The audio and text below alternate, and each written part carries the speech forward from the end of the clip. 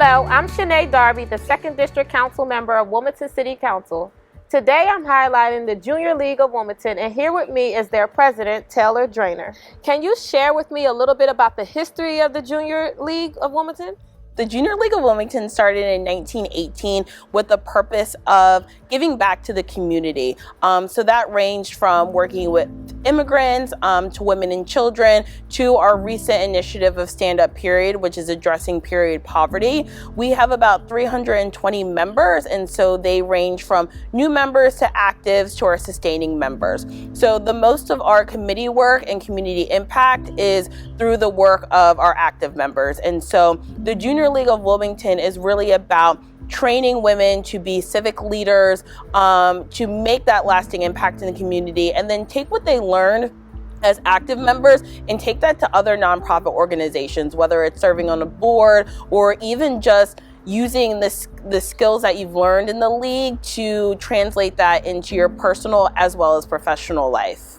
The league is headquartered in a historical house here on North Market Street, which was built in the early 1770s. The old Brandywine Village restored this house in the 1960s, and we started leasing in 1965. Throughout the years, we have done renovations and maintained it, but this is really the heart of the Junior League of Wilmington and where all of our members meet. Yeah, no, I love it. And I know you were telling me about some of the history about the Junior League, and what I love is that it's the only Junior League in the state of Delaware, Yes, right? So yes. anyone in the state can be a part of the Junior League of Wilmington. It's not a Wilmington thing.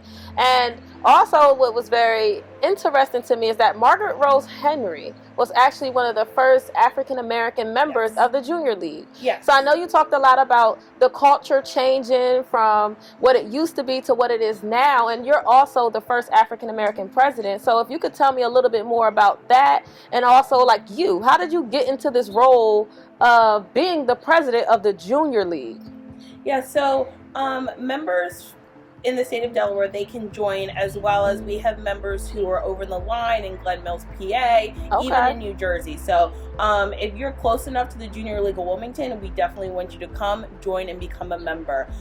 So historically, I think everyone kind of knows what the depiction of the Junior League was, maybe socialites, doing different community work, but something I want to showcase is the league over the last decade has drastically changed, starting with women starting to work outside the home. That was a really big shift, especially for our league. Having women who are not only taking care of their families, but also working, but wanting to give back to the league. Now, starting in June, I'm welcoming the most diverse board that we've ever had here at the league, and that's age as well as race.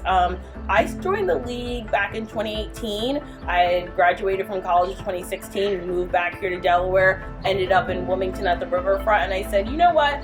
Let me rethink about joining the league, because I was originally going to join the league in DC and it wasn't that diverse. So I did my research and I was like, okay, it seems like there's diversity in age and race and what women do, so let me join the league. And so I joined, and at first I was on recruiting and then communications committee, and then someone reached out to me and said, I think you'd be perfect to be president-elect, eventually president. And I said, okay. Really? Me? Okay. But I took the chance, and I've loved it ever since, serving on the board, serving my members as well as the league and the community has just been an amazing experience for me.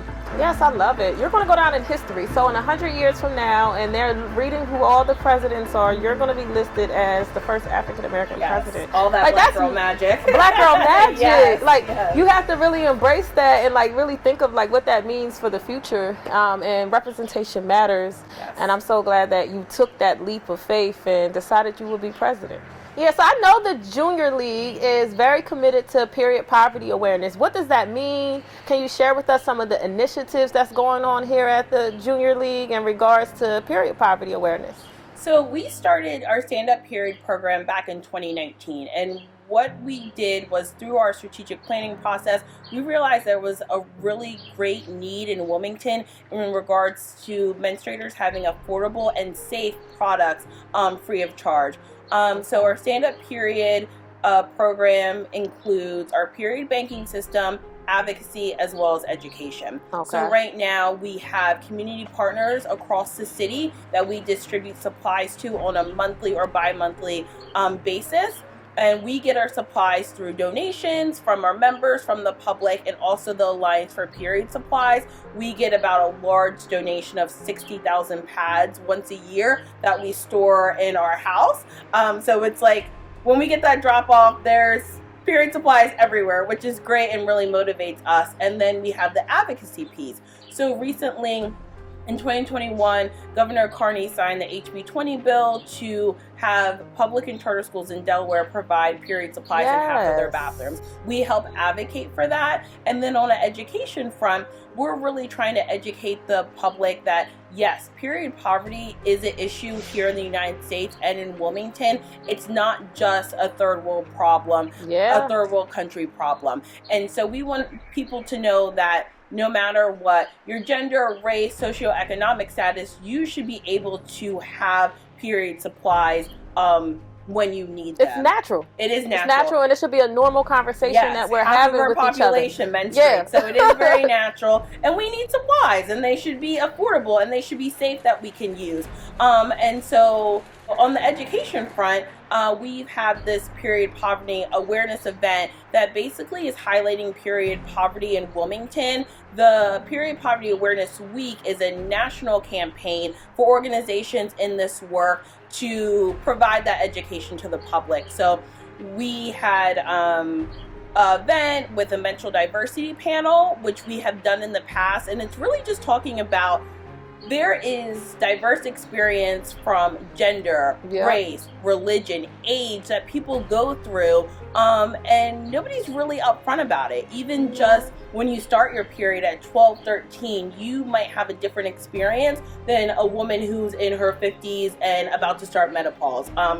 There's difference between genders and how menstruation is handled. So really making sure that the public's aware of that, and if they have any questions, here is a place where you can feel safe and get your questions answered or be given resources so you can do like your own research. Yeah, so I'm really loving the initiatives that JLW is doing for the community in regards to period poverty, because honestly, I never thought about it until I got in contact with the Junior League and was learning about what you guys were doing. So it also made me think of how am I contributing to this cause or building awareness about this.